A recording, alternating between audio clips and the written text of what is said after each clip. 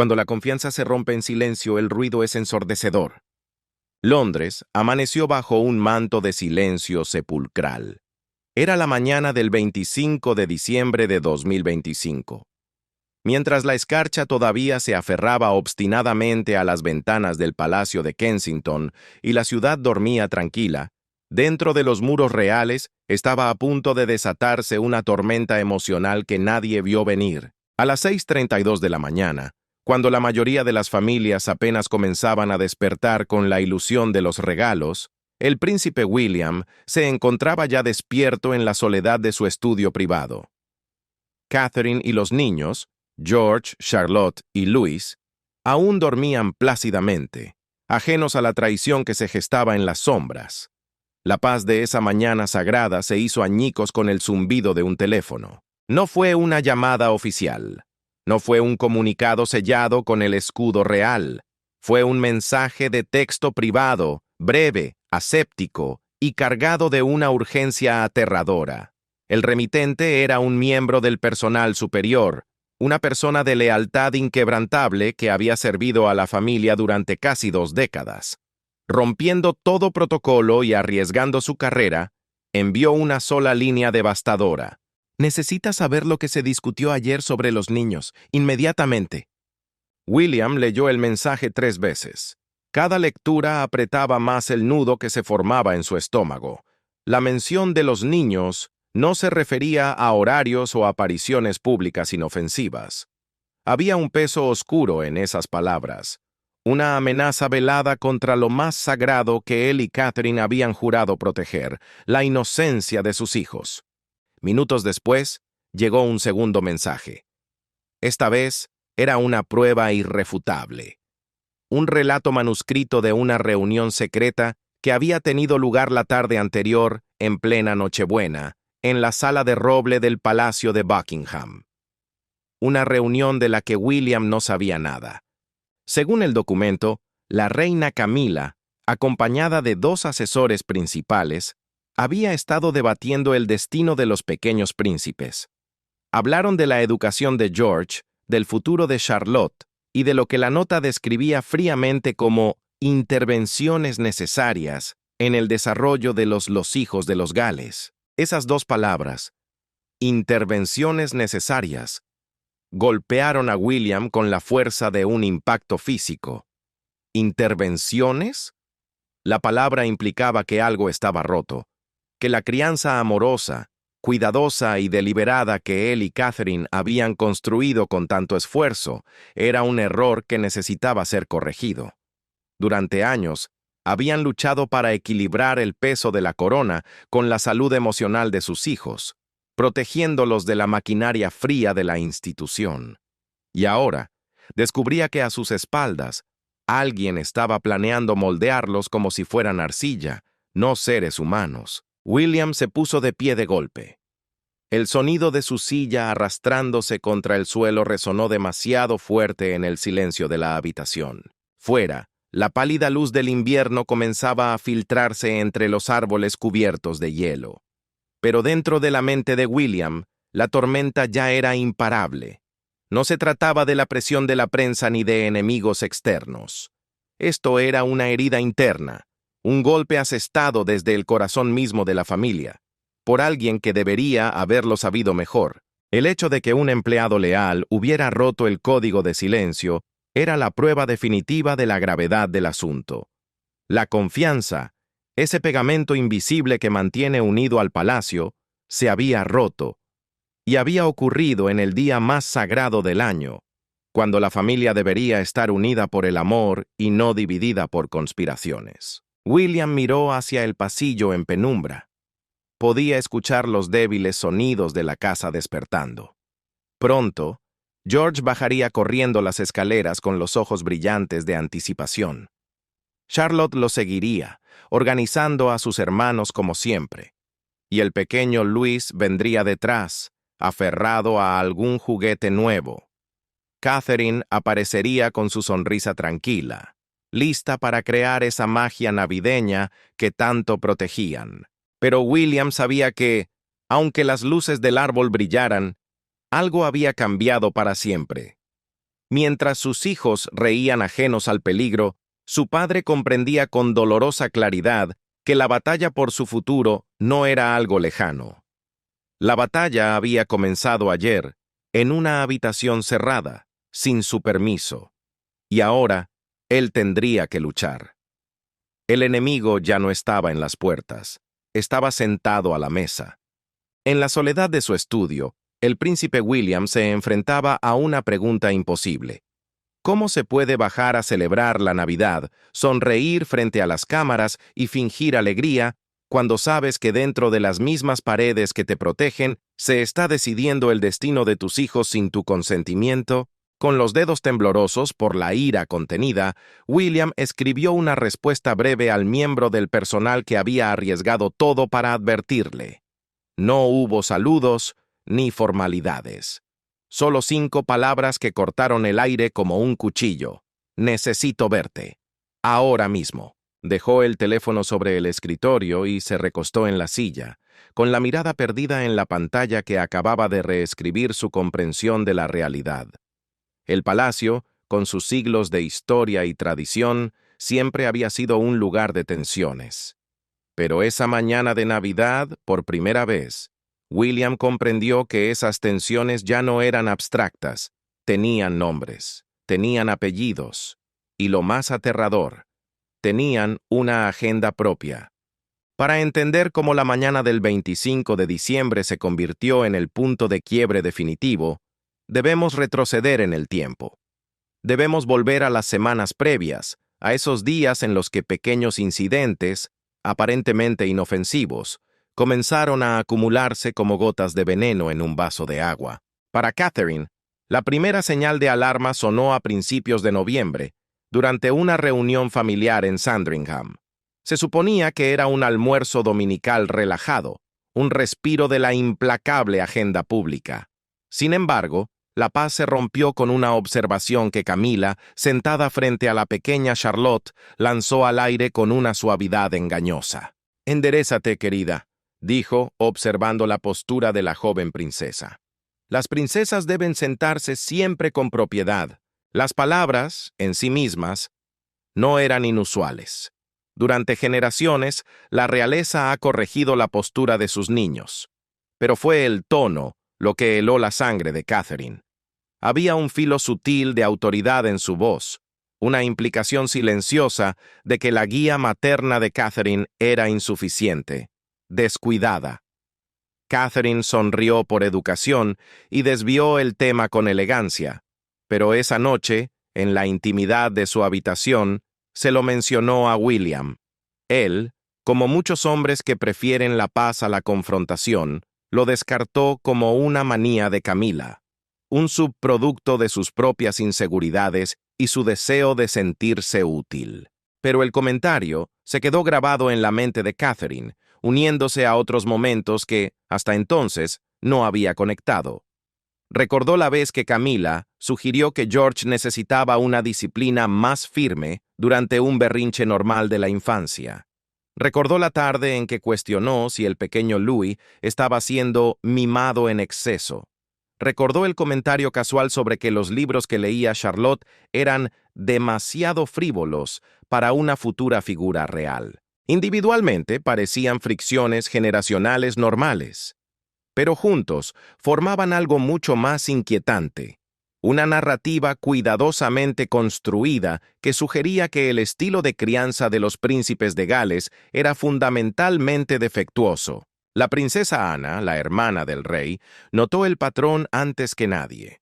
Ana, una mujer que ha pasado su vida entera navegando las asfixiantes expectativas del protocolo mientras criaba a sus propios hijos con una ferocidad protectora, reconoció las señales de inmediato. Ocurrió a finales de noviembre. Durante un compromiso oficial, Ana observó a Camila interactuar con George en una breve sesión de fotos. La reina consorte se inclinó y ajustó la corbata del niño con una brusquedad tal que hizo que George se estremeciera visiblemente. Luego, le susurró algo al oído que Ana no pudo escuchar, pero que leyó claramente en el rostro del niño. Primero confusión, luego un destello de vergüenza. La mandíbula de Ana se tensó. Conocía esa mirada. La había visto en los rostros de sus propios hijos décadas atrás, cuando parientes bien intencionados pero intrusivos implicaban que no estaban a la altura de algún estándar invisible. Esa misma noche, Ana buscó a Catherine. Se encontraron en el pasillo oscuro fuera del comedor estatal, mientras el murmullo de la recepción se desvanecía a sus espaldas. Las palabras de Ana fueron característicamente directas, sin adornos. Vigílala cuando esté con los niños, no porque quiera hacerles daño físico, sino porque está tratando de demostrar algo. Para Catherine, que había sido educada para evitar la confrontación y suavizar las tensiones, sentir esa validación fue como un bálsamo frío. Alguien más lo había visto. Alguien cuyo juicio respetaba implícitamente. La inquietud que había estado reprimiendo, el miedo de estar siendo demasiado sensible, de repente se sintió justificado. Ana no necesitó decir más. La advertencia había sido entregada, y Catherine comprendió su peso. Para principios de diciembre, los incidentes no solo aumentaron en frecuencia, sino en audacia. Durante un té privado en Clarence House, Camila cruzó una línea invisible. Sugirió a Catherine que George, de solo 11 años, podría beneficiarse de pasar más tiempo con tutores especializados que entendieran las presiones específicas de la realeza. Era un ataque directo. Implicaba que el enfoque educativo que William y Catherine habían elegido cuidadosamente era inadecuado. Cuando Catherine defendió suavemente su postura, señalando que priorizaban el desarrollo emocional de George junto con sus logros académicos, Camila sonrió de una manera que se sintió terriblemente condescendiente. «Por supuesto, querida», respondió con una voz suave pero lapidaria. «Pero la corona no espera a que uno esté listo. La corona exige preparación». Esa conversación dejó a Catherine temblando. No por el contenido, sino porque revelaba una suposición aterradora. Camila creía sinceramente que tenía la autoridad para moldear la crianza del futuro rey. Lo que Catherine no sabía entonces, pero que el personal del palacio comenzaba a documentar en silencio, era que estos comentarios no eran espontáneos ni casuales. Eran parte de una campaña mucho más amplia y calculada. La batalla por el alma de la próxima generación había comenzado y el enemigo ya estaba dentro de casa. No estaban criando a un niño, estaban diseñando un producto. La traición, como descubrió el príncipe William, rara vez llega con una explosión repentina. Más bien, se arrastra lentamente, acumulándose en pequeños detalles que, aislados, parecen inofensivos, pero que juntos forman un patrón aterrador. En los pasillos de servicio, donde las paredes oyen y el silencio es oro, un lacayo mayor, uno de esos hombres invisibles que rotan entre las residencias reales, había comenzado a escuchar cosas que le helaban la sangre. No eran chismes triviales. Había escuchado a la reina Camila discutir sus preocupaciones sobre los hijos de Gales con un asesor cercano. Pero el lenguaje no era el de una abuela preocupada, era clínico, estratégico, casi empresarial. Hablaba de la crianza protegida de George como un defecto. Describía la falta de entrenamiento formal de Charlotte como una negligencia. Se refería a la alegría espontánea del pequeño Louis como una indulgencia peligrosa que debía corregirse antes de que se convirtiera en un hábito arraigado. A este lacayo, que había visto crecer a esos niños amables y curiosos, el tono le pareció tan perturbador que comenzó a llevar un registro informal. Escribía notas en una libreta pequeña, no por deslealtad a la corona, sino por una lealtad feroz hacia la inocencia de los niños. Sabía que algo oscuro se estaba gestando. El punto de quiebre, el momento en que la fricción generacional se transformó en crueldad psicológica, llegó durante la segunda semana de diciembre. La princesa Charlotte, de 9 años, había sido invitada a un té privado con Camila. La invitación se presentó como una dulce oportunidad para que abuela y nieta se unieran. Catherine, aunque dudaba, aceptó, queriendo creer en la buena fe del gesto. Pero cuando Charlotte regresó al palacio de Kensington esa tarde, estaba inusualmente callada. La chispa habitual en sus ojos se había apagado. A la hora de dormir, cuando Catherine le preguntó suavemente cómo había ido el té, la respuesta de la niña fue medida, cuidadosa, de una manera que ningún niño de 9 años debería hablar. La abuela Camila dijo que necesita pensar más en cómo ser útil a la familia, susurró Charlotte con voz temblorosa. Dijo que tú y papá sois muy amables, pero que la amabilidad no es suficiente para gente como nosotros. Catherine sintió que el aire se le escapaba de los pulmones. Esas palabras, pronunciadas con la inocencia de su hija, llevaban una carga de crueldad devastadora. La implicación era clara. El amor, el cuidado y la calidez humana por la que William y Catherine habían luchado tanto eran, a los ojos de Camila, una debilidad. Eran insuficientes, eran débiles. Catherine abrazó a su hija con fuerza, alisándole el cabello y prometiéndole que era perfecta tal como era. Pero por dentro, una furia primitiva se encendió. Era la furia de una madre que ve amenazada la seguridad emocional de su cría. Esa misma noche, le contó todo a William. No solo el incidente del té, sino el peso acumulado de 2 meses de comentarios, correcciones y desprecios sutiles. William escuchó en silencio, su rostro endureciéndose con cada detalle. Cuando Catherine terminó, él pronunció solo 3 palabras, cargadas de una resolución fría. Esto termina ahora. Lo que ninguno de los dos sabía era que la maquinaria ya estaba en marcha. La situación había avanzado mucho más allá de los comentarios incómodos. Mientras ellos planeaban defender a su familia, la reunión que destrozaría la paz navideña ya estaba programada. El 24 de diciembre de 2025, mientras Londres se preparaba para la Nochebuena y las familias de todo el país se reunían alrededor del fuego, el Palacio de Buckingham se convirtió en el escenario de una de las violaciones de confianza más devastadoras de la monarquía moderna. La reunión tuvo lugar en la Sala de Roble, un espacio imponente revestido de madera oscura, reservado históricamente para los asuntos más graves del Estado. Pero esa tarde no se discutían tratados ni crisis nacionales. Se discutía el alma de unos niños. Camila convocó la reunión en un vacío deliberado. Nadie del equipo de William y Catherine fue invitado. Nadie que cuidara a los niños día a día fue consultado. Los asistentes fueron seleccionados quirúrgicamente para representar la autoridad institucional fría y dura, no el calor familiar. Estaba Sir Geoffrey Hardwell, un viejo asesor constitucional cuya lealtad a las estructuras rígidas del pasado era inquebrantable. Estaba Lady Patricia Ashford, una ex directora de escuela con décadas de experiencia en la educación de élite, conocida por su mano dura. Y estaba Robert Kilmartin, un especialista en protocolo obsesionado con la precedencia y las reglas arcaicas. Camila abrió la sesión con lo que llamó preocupación maternal. Sin embargo, los presentes recordarían más tarde su tono como el de un auditor que evalúa un activo defectuoso. Expresó su creciente alarma sobre la preparación de los niños de Gales, centrando su mirada crítica en el príncipe George. Según ella, el segundo en la línea de sucesión estaba siendo criado con demasiado énfasis en la normalidad. El niño es académico, sí, dijo Camila paseando la mirada por la mesa. Pero carece del entrenamiento específico.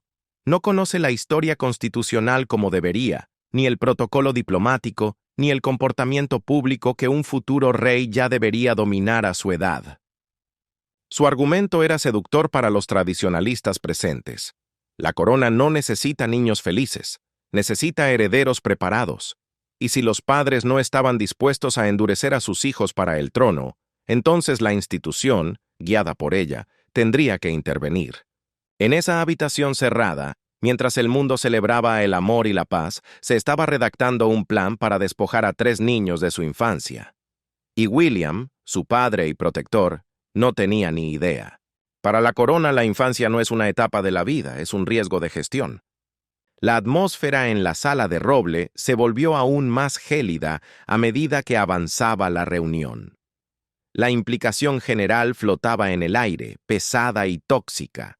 La filosofía de crianza de William y Catherine, Su compromiso inquebrantable de preservar la inocencia de sus hijos el mayor tiempo posible, no era vista como un acto de amor, sino como una negligencia. Para los presentes en esa mesa, la infancia feliz era un pasivo que la institución ya no podía permitirse. Fue entonces cuando Lady Patricia Ashford, la exdirectora conocida por su rigidez, puso sobre la mesa el expediente de la princesa Charlotte. La niña es brillante, nadie lo duda, comenzó Ashford ajustándose las gafas, pero muestra lo que yo llamaría una comprensión insuficiente de su jerarquía. El argumento de Ashford era tan sutil como devastador. Según ella, la educación de Charlotte debía ser reestructurada drásticamente. No bastaba con que fuera inteligente o carismática. Necesitaba instrucción formal sobre las expectativas de las mujeres en la realeza. Habló de un equilibrio cuidadoso entre visibilidad y deferencia, entre encanto y contención. La sugerencia llevaba un trasfondo que incomodó incluso a algunos de los presentes en la sala. Lo que Ashford proponía, en términos sencillos y crueles, era que Charlotte, a sus 9 años, debía comenzar a internalizar sus limitaciones.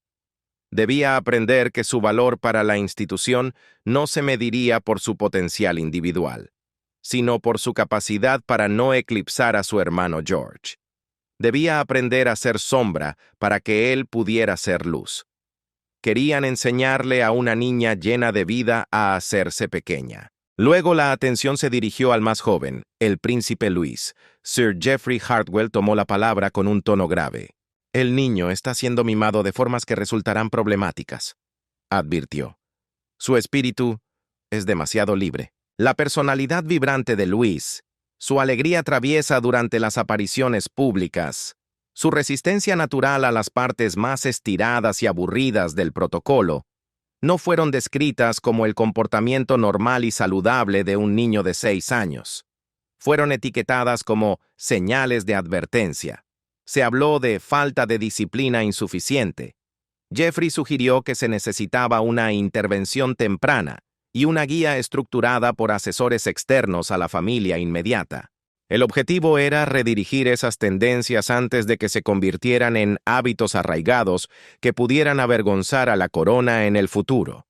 El lenguaje utilizado para hablar del pequeño Luis era clínico, frío, completamente desapegado. Hablaban de él como si fuera un proyecto defectuoso que requería gestión de crisis, no como un niño pequeño que requería amor y paciencia. Querían domar su espíritu antes de que aprendiera a volar. Pero lo verdaderamente devastador de esa tarde no fueron solo las evaluaciones crueles, sino las acciones concretas que surgieron de ellas. Con la calma de quien mueve piezas en un tablero de ajedrez, la reina Camila propuso la creación de lo que llamó eufemísticamente el Programa de Orientación Suplementaria. Bajo este nombre burocrático se escondía un intento sistemático de invasión.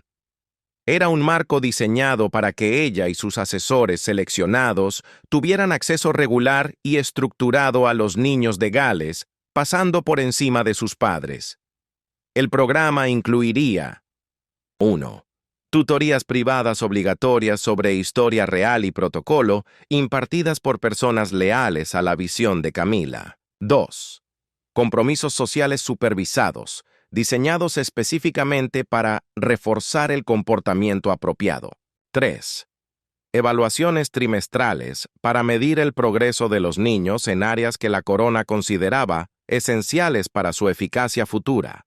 La propuesta se redactó para parecer un gesto de apoyo, una oferta generosa para aliviar la carga de William y Catherine. Pero su estructura revelaba su verdadera naturaleza. Era un sistema de control institucional diseñado para insertarse en los aspectos más íntimos de la crianza. Robert Kilmartin, el especialista en protocolo, documentó estas propuestas en las actas formales de la reunión. Esas mismas actas serían descubiertas más tarde y servirían como la prueba innegable de la magnitud de la traición.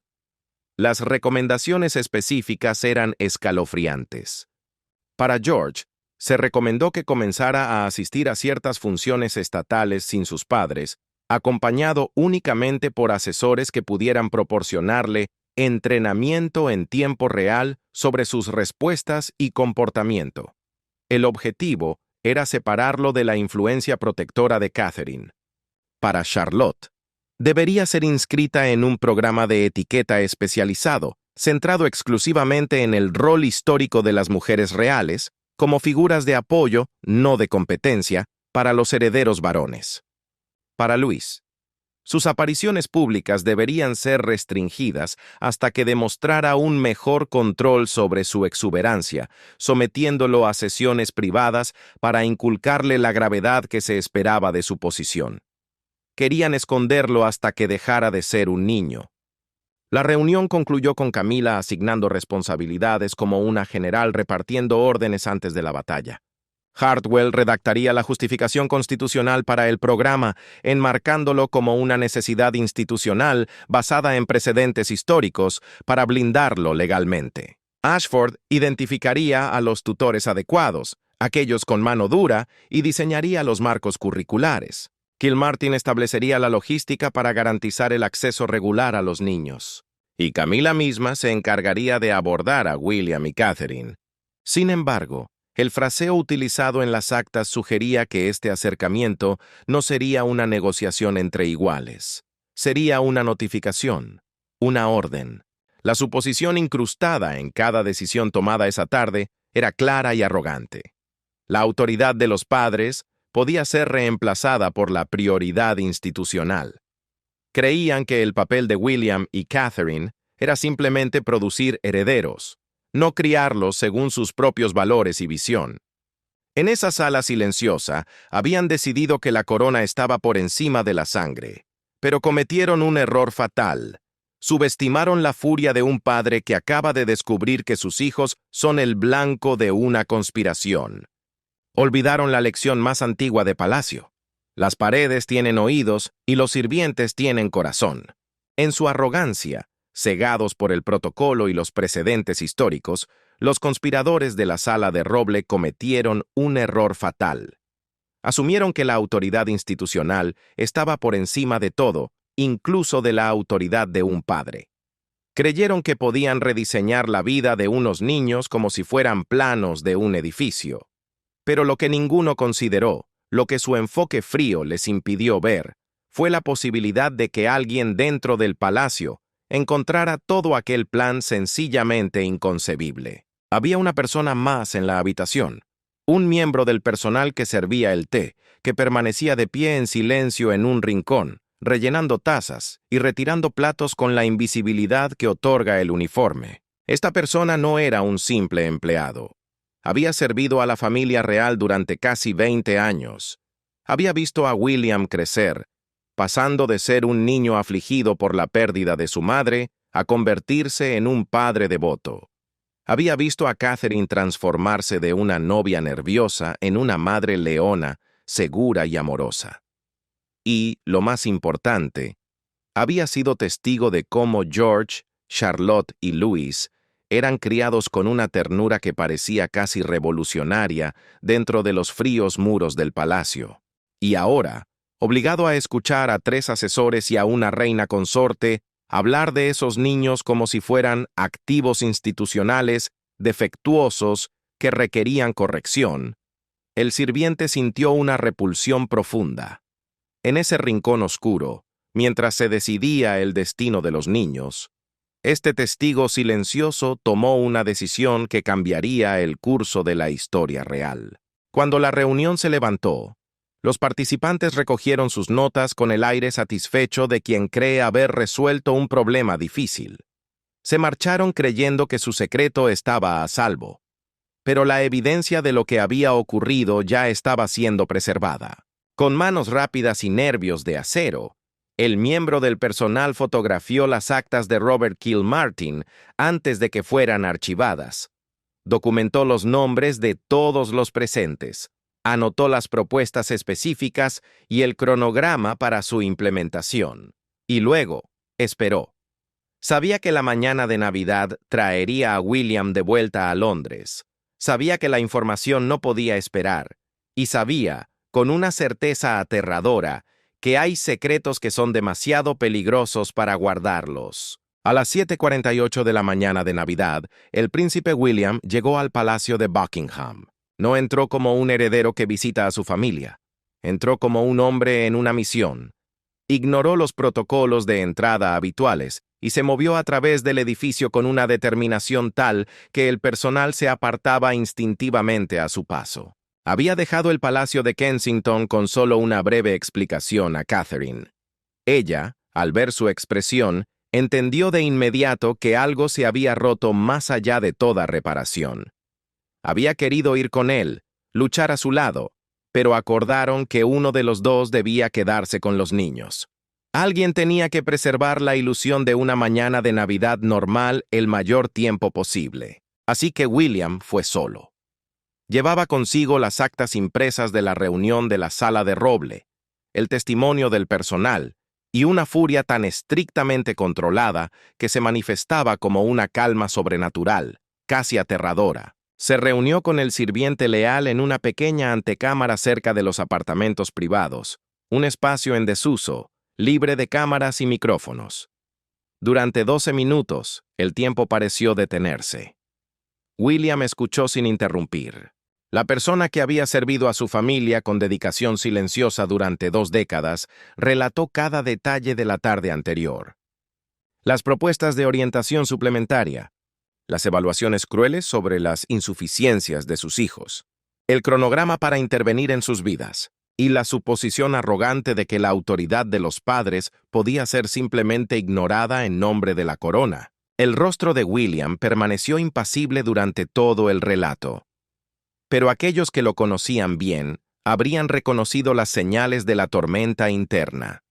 El ligero endurecimiento alrededor de sus ojos, la forma en que sus manos, generalmente relajadas, se habían cerrado en puños sin que él pareciera darse cuenta. Su inmovilidad era absoluta, la quietud de un depredador antes del ataque. Su mente se movía a una velocidad extraordinaria, calculando consecuencias, evaluando opciones, preparándose para la guerra. Cuando el miembro del personal terminó, William hizo solo una pregunta. Su voz era baja, carente de emoción. ¿Dónde está ella ahora? La respuesta llegó rápida.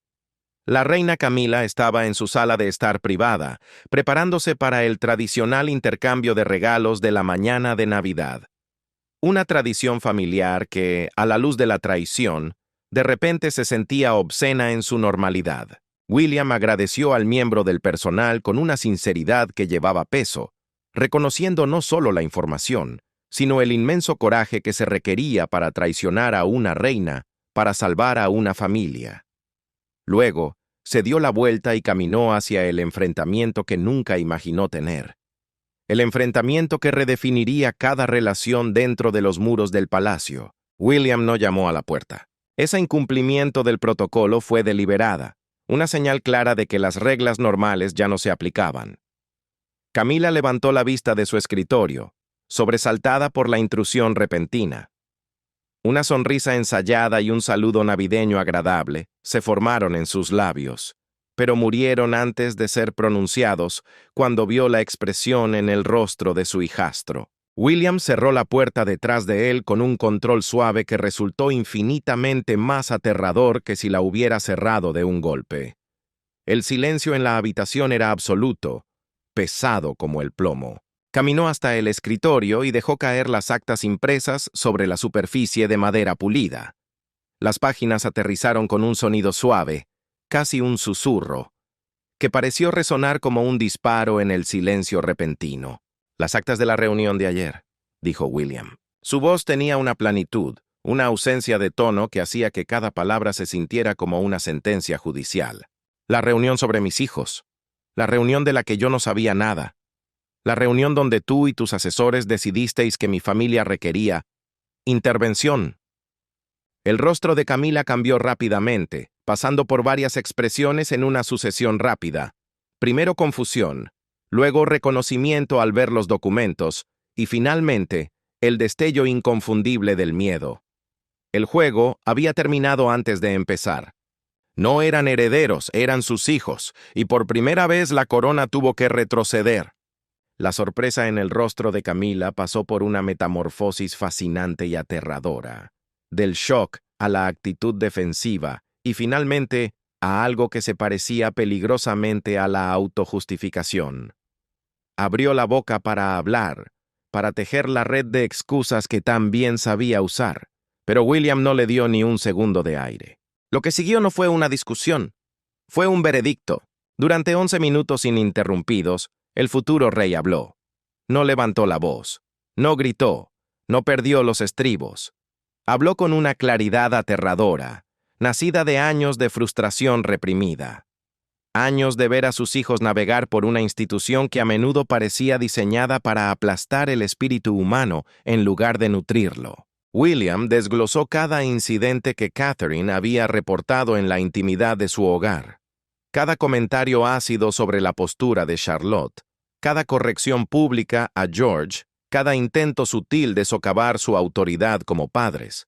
Le puso nombre al patrón que habían intentado descartar educadamente como fricción generacional, pero que ahora, con las actas sobre la mesa, se revelaba como lo que realmente era, una interferencia sistemática y depredadora.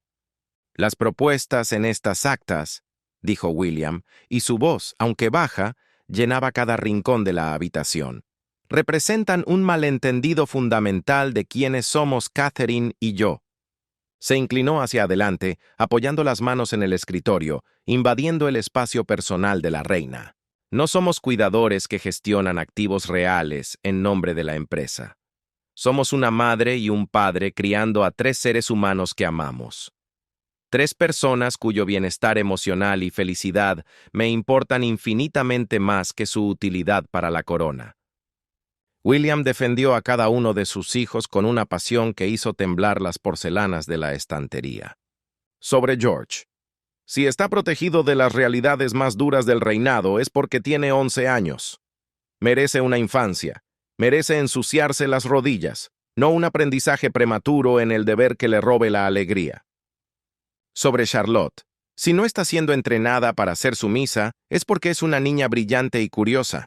Debe ser alentada a desarrollar todo su potencial, no enseñada a encogerse para no hacer sombra a nadie. Sobre Luis. Si es exuberante y juguetón, es porque tiene 6 años. Y tiene derecho a la alegría de tener 6 años sin que nadie lo etiquete como un problema de gestión. Lo que hizo que la furia controlada de William fuera tan devastadora fue que articuló lo que muchos en la generación más joven de la realeza habían sentido, pero nunca se atrevieron a decir que la obsesión de la institución con el protocolo a menudo se cobra el precio de la humanidad. William había visto a su propia madre, la princesa Diana, luchar contra estas mismas fuerzas. Había visto cómo las demandas de la institución contribuyeron a su infelicidad y a su tragedia. Y había jurado ante la tumba de su madre, mucho antes de tener sus propios hijos, que ellos no llevarían esas mismas heridas. Mis hijos no serán sacrificados en el altar del protocolo, Camila. No mientras yo respire. Para su crédito, Camila no intentó negar los hechos. Reconoció la reunión. Reconoció las propuestas. Pero cometió un error aún peor. Intentó justificarlas. Habló de la responsabilidad institucional, de las presiones únicas que enfrentan los futuros monarcas, de su deseo de asegurar que los niños estuvieran adecuadamente preparados. Pero sus justificaciones solo profundizaron la determinación de William, porque revelaban una verdad escalofriante. Ella creía genuinamente que tenía el derecho, e incluso la obligación, de moldear a sus hijos según su visión. La desconexión era total. Donde William veía a 3 niños amados que merecían protección, Camila veía a 3 proyectos reales que requerían una gestión adecuada. La confrontación llegó a su punto de quiebre cuando William estableció el límite final. Un límite que no estaba sujeto a negociación. No habrá ningún programa de orientación suplementaria, sentenció William, cortando el aire con la mano. No habrá tutorías privadas con tus asesores. No habrá evaluaciones trimestrales. No habrá intervenciones. Hizo una pausa, dejando que el silencio pesara, antes de lanzar el golpe final. Y de ahora en adelante, Cualquier interacción que tengas con George, Charlotte o Louis ocurrirá únicamente en mi presencia o en la de Catherine. Nunca volverás a estar a solas con mis hijos. La restricción era severa, sin precedentes y humillante para una reina consorte. El rostro de Camila perdió todo color mientras absorbía las implicaciones. William no estaba pidiendo un compromiso. Estaba estableciendo un perímetro de seguridad. El mensaje era inconfundible. Eres una amenaza para mi familia y te trataré como tal. En ese preciso momento la puerta se abrió. No entraron sirvientes ni guardias. Entraron Catherine y la princesa Ana juntas. Su llegada estaba claramente coordinada. Catherine, con el rostro sereno pero los ojos ardiendo con una fuerza de acero, cruzó la habitación y se colocó hombro con hombro junto a William. Su presencia era una declaración silenciosa de unidad que no necesitaba palabras. Si tocas a mis hijos, nos tocas a los dos. La princesa Ana, la figura más respetada de la vieja guardia, se posicionó cerca de la ventana. Su expresión era ilegible, pero su lenguaje corporal gritaba que ya había elegido su bando. No estaba allí para defender a la esposa de su hermano. Estaba allí para defender el futuro de la monarquía. Los tres, William, Catherine y Ana, formaban una coalición que Camila no había anticipado. Una alianza que cruzaba generaciones y se unía en torno a un solo principio sagrado. El bienestar de los niños estaba por encima de la conveniencia institucional. Minutos después llegó el rey Charles III. Había sido convocado por el personal, quienes reconocieron que la confrontación había escalado más allá de lo manejable. Al entrar, Charles se encontró con una escena que parecía sacada de una tragedia de Shakespeare. La habitación crepitaba con tensión eléctrica. Vio a su esposa sentada rígida, consumida por una ira defensiva y humillada.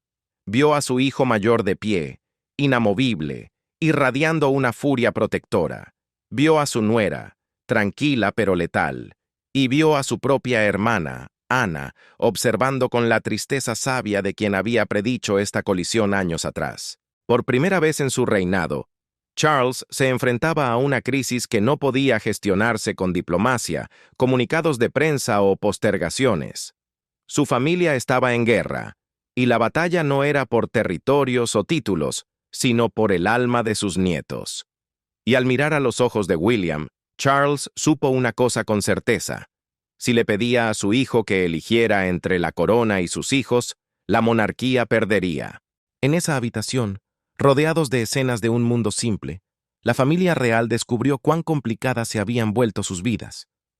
La crisis no podía esperar a los salones oficiales ni a los protocolos de Estado. La reunión de emergencia se convocó apenas 20 minutos después de la llegada del rey Charles, en un lugar inusual, el comedor chino. No se eligió por su elegancia, sino por su aislamiento. Situado lejos de los pasillos principales donde los ojos y oídos del personal están siempre atentos, este salón se convirtió en el escenario del juicio final de la familia Windsor. La ironía del escenario era cruel. Las paredes estaban decoradas con un exquisito papel pintado a mano del siglo XVIII, representando escenas pastorales idílicas. Campesinos felices, paisajes serenos, un mundo de sencillez perfecta. Pero bajo esas imágenes de paz, se estaba librando una guerra que redefiniría la arquitectura interna de la monarquía para siempre. Lo que sucedió allí durante las siguientes 2 horas no se haría visible al público durante meses, pero todos los presentes comprendieron de inmediato que el daño era irreversible. La familia que ya no podía fingir se sentó a la mesa. La disposición de los asientos contaba la historia por sí sola. El rey Charles III se sentó en la cabecera. Visiblemente envejecido, su rostro reflejaba el peso aplastante de un hombre obligado a adjudicar un conflicto entre las 2 mitades de su corazón. A su derecha estaba Camila, cuya actitud defensiva inicial se había endurecido hasta convertirse en una resolución amarga y fría. A su izquierda, formando un muro impenetrable, estaban William y Catherine. Sus manos estaban entrelazadas sobre la mesa un gesto que no era solo de afecto, sino de estrategia militar. Comunicaban sin palabras que enfrentarían lo que viniera después como una unidad indestructible. Y frente a ellos, como un juez silencioso, se sentó la princesa Ana. La presencia de Ana cargaba el aire de gravedad. Ella, que había pasado su vida entera evitando el drama familiar, enfocándose en el trabajo duro y gris del servicio real, rara vez intervenía en disputas domésticas. Que ella se plantara tan deliberadamente en esta confrontación significaba que veía la situación no como una riña, sino como una amenaza existencial para la coherencia de la familia. Charles, siempre el diplomático, intentó inicialmente encontrar un terreno medio. Con voz cansada, sugirió que tal vez las propuestas de Camila habían sido malinterpretadas. Habló de intenciones de apoyo, de malentendidos, de la posibilidad de un compromiso que respetara las preocupaciones de todos. Pero William eliminó cualquier posibilidad de resolución diplomática con la precisión de un cirujano. Metódicamente, detalló no solo la reunión secreta de la sala de roble, sino los meses de interferencia acumulada. Expuso los comentarios a Charlotte sobre su utilidad, las sugerencias de que George necesitaba mano dura, las implicaciones constantes de que él y Catherine eran padres inadecuados.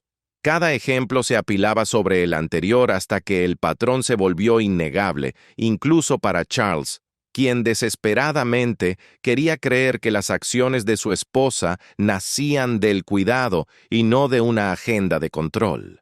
Fue entonces cuando Catherine habló por primera vez. Su voz no temblaba, pero llevaba una firmeza que ocultaba una furia volcánica. No habló de política ni de precedentes. Habló de dolor. Describió lo que se sentía al ver a sus hijos regresar de las visitas con su abuela, portando mensajes tóxicos que socavaban todo lo que ella y William intentaban inculcar. «Les están enseñando que la amabilidad es debilidad», dijo Catherine, mirando fijamente al rey. «Que la apertura emocional es inapropiada. Que su valor como seres humanos no se mide por su carácter, sino por su utilidad para una institución». Relató con dolor visceral cómo Charlotte había empezado a hacer preguntas desgarradoras en casa. «Mami, ¿estamos haciendo las cosas mal? ¿Necesito ser diferente para ser buena? ¿Ser yo misma no es suficiente?» El dolor en la voz de Catherine obligó a todos en la sala a confrontar el costo real de la interferencia institucional. No se trataba de teorías abstractas sobre la monarquía, se trataba de daño real infligido a niños reales. Cuando Camila finalmente ofreció su defensa, solo logró revelar la desconexión fundamental que hacía imposible cualquier paz. Insistió en que preparar a los niños para sus futuros roles no era interferencia, sino responsabilidad. Argumentó que protegerlos de las realidades de la vida real solo haría que la transición eventual fuera más traumática. Alegó que su propia experiencia navegando la institución desde fuera le daba una perspectiva que William y Catherine, nacidos o asimilados en ella, no podían apreciar. Su argumento podría haber sonado lógico en un consejo de administración, pero ignoraba el problema central. Había intentado implementar un sistema para rediseñar a los hijos de otros sin consultar a sus padres. Había violado la ley más sagrada de la naturaleza, la autoridad de un padre sobre su hijo. La intervención de la princesa Ana llegó con su franqueza característica, cortando el ruido emocional como un cuchillo. «Hemos pasado por este ciclo antes», dijo Ana, su voz seca y autoritaria. «Figuras institucionales que afirman saber más que los padres. Lo hemos visto generación tras generación». Ana miró a su hermano, el rey, y luego a Camila. «Y los resultados han sido consistentemente destructivos. Creamos adultos rotos para salvar la imagen de la corona. Si seguimos por este camino, no solo perderemos a la familia, perderemos el futuro». En ese comedor chino, bajo la mirada de pastores pintados que vivían en un mundo simple y feliz, la familia real moderna se enfrentó a su verdad más fea. La institución había tratado de comerse a sus propios hijos, y esta vez los padres habían dicho, «basta». La grieta estaba abierta y nada volvería a cerrarla. El palacio se rompió en silencio y nadie escuchó el crujido hasta que fue demasiado tarde. Fue la princesa Ana quien, con su característica falta de sentimentalismo, trajo al fantasma más doloroso a la habitación. Sin nombrarla directamente, invocó la memoria de Diana. Habló de las presiones que aplastaron a la difunta princesa, de las expectativas inhumanas que contribuyeron a su aislamiento y tristeza. Recordó cómo asesores bien intencionados y miembros de la familia habían socavado sistemáticamente la confianza de Diana como madre, haciéndole sentir que su amor no era suficiente, que su instinto estaba equivocado. El paralelo era tan claro que dolía respirar. La institución le había fallado a Diana al tratar a sus hijos como propiedad de la corona en lugar de como seres humanos con necesidades emocionales. Y ahora, décadas después, la misma dinámica amenazaba con repetirse con la siguiente generación. Ana miró a su hermano, el rey, y su mirada decía lo que nadie se atrevía a pronunciar. ¿Vas a dejar que le hagan a Catherine lo que le hicieron a ella? El punto de inflexión llegó cuando Charles, abrumado, le preguntó directamente a su hijo, ¿qué necesitas para seguir adelante, William? La respuesta no fue complicada, pero fue absoluta. Fue un ultimátum tallado en piedra. 1. Acceso denegado.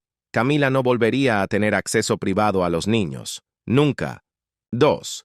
Supervisión estricta. Cualquier interacción futura ocurriría únicamente en presencia de William o Catherine. Sería breve, supervisada y sujeta a terminación inmediata ante el primer comentario inapropiado. 3. Desmantelamiento total. El programa de orientación suplementaria sería archivado permanentemente. 4. Purga de personal. Cualquier asesor que hubiera participado en su desarrollo sería eliminado de cualquier posición que pudiera influir en el hogar de los Gales. 5. Lealtad directa. El personal tendría autorización para informar directamente a William si observaban cualquier intento de eludir estos límites. William estaba creando una estructura de protección que priorizaba el bienestar de sus hijos sobre las preferencias institucionales o las relaciones familiares. El rostro de Charles reflejaba la posición imposible que ocupaba. Apoyar a William significaba restringir efectivamente el acceso de su esposa a sus nietos políticos, creando una barrera permanente dentro de su propio hogar. Rechazarlo significaba alienar a su heredero, destruir la confianza de la próxima generación y arriesgarse a que William retirara a su familia de la institución que Charles había pasado su vida preparándose para liderar. Durante casi 10 minutos, la habitación permaneció en un silencio pesado, casi fúnebre. El rey luchaba con una elección que no tenía un buen resultado, solo diferentes grados de daño. Finalmente, cuando habló, su voz cargaba con el agotamiento de quien acaba de aceptar una verdad que había intentado evitar desesperadamente. Los límites se implementarán, dijo Charles, y serán aplicados por protocolo, no dejados a la discreción individual. La reunión se levantó con una formalidad que se sentía como un funeral. Charles y Camila salieron primero. El espacio físico entre ellos mientras caminaban sugería un abismo de conversaciones difíciles aún por venir. Ana se demoró brevemente, poniendo una mano en el hombro de William, en un gesto de apoyo que no necesitaba palabras. William y Catherine permanecieron sentados durante varios minutos después de que todos se hubieran ido. Se tomaron de la mano sobre la mesa, procesando el hecho de que acababan de pelear una batalla que nunca quisieron, pero que no pudieron evitar. Habían ganado la seguridad de sus hijos, pero habían perdido la inocencia de su familia. Las 48 horas que siguieron a la confrontación en el comedor chino vieron al Palacio de Buckingham transformarse en un edificio que operaba bajo dos sistemas separados, apenas superpuestos. La división no se anunció públicamente. No hubo comunicados de prensa. Pero dentro de los muros, desde los asesores principales hasta el personal de limpieza más joven, todos entendieron que algo fundamental se había roto. El hogar que una vez funcionó como una entidad unificada, aunque tensa, ahora existía como territorios distintos con fronteras claramente demarcadas. Estaba la esfera de influencia y protección de la familia Gales, y estaba todo lo demás. El cambio más inmediato y visible involucró los protocolos de acceso. Menos de 12 horas después de la reunión, se implementaron nuevos procedimientos de seguridad y programación para el Palacio de Kensington. Adiós a las puertas abiertas. Todos los visitantes, sin importar su título o relación, requerían aprobación explícita de William o Catherine personalmente. Ninguna invitación permanente seguía siendo válida. Nadie podía simplemente pasar a saludar. El secreto de las agendas. Los horarios de los niños, que antes se compartían ampliamente en la Casa Real para fines de coordinación, se convirtieron en información clasificada, disponible solo para sus padres y un círculo minúsculo de personal de confianza. El rey restringido. Incluso Charles, quien teóricamente tenía acceso a todas las operaciones del palacio, se encontró sujeto a estos nuevos protocolos cuando se trataba de sus nietos. El mensaje era claro e inequívoco. Los Gales habían levantado un muro perimetral. El personal fue redistribuido silenciosamente. Aquellos empleados que solían rotar entre las casas se encontraron asignados permanentemente a un lado o al otro. Se trazó una línea en la arena, y cada miembro del servicio tuvo que saber a quién servía realmente. El palacio seguía en pie por fuera, pero por dentro se había convertido en una casa dividida, donde la confianza era el recurso más escaso. Tras la tormenta en el comedor chino, no salió el sol. En su lugar, una niebla espesa y administrativa descendió sobre el palacio de Buckingham. Aquellos que habían servido té durante la infame reunión de la Sala de Roble, o aquellos conocidos por susurrar demasiado cerca del oído de Camila, desaparecieron de la órbita de los Gales. Las transferencias se manejaron con el lenguaje cuidadoso y aséptico de la eficiencia operativa y la optimización de horarios. Pero nadie en los pasillos de servicio se dejó engañar. Todos entendieron el propósito real, la gran purga. William y Catherine estaban eliminando sistemáticamente de su hogar a cualquier persona cuya lealtad pudiera estar dividida. Estaban cerrando las grietas. El personal doméstico, muchos de los cuales habían servido a la familia durante décadas, se encontró navegando un campo minado donde la neutralidad ya no era una opción.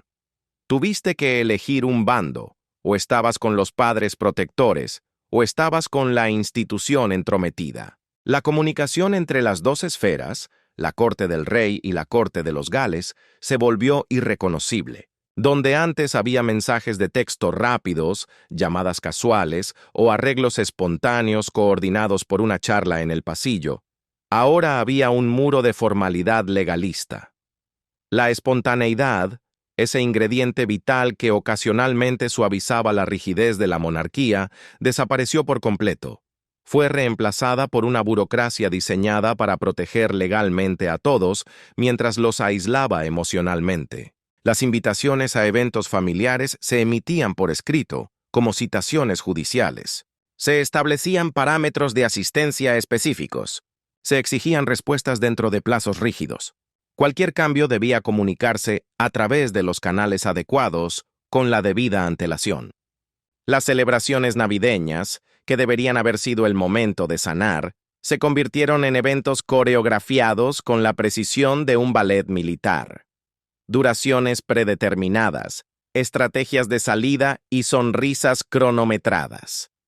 Ya no eran una familia cenando, eran dos delegaciones diplomáticas compartiendo una mesa en territorio neutral. El impacto más devastador recayó sobre los hombros del rey Charles III. El monarca se encontró atrapado en un espacio liminal, una tierra de nadie.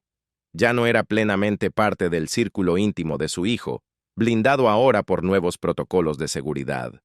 Pero tampoco se sentía cómodo en el hogar que compartía con Camila, la arquitecta de este desastre. El personal comenzó a reportar un patrón preocupante. El rey pasaba cada vez más tiempo encerrado en su estudio privado.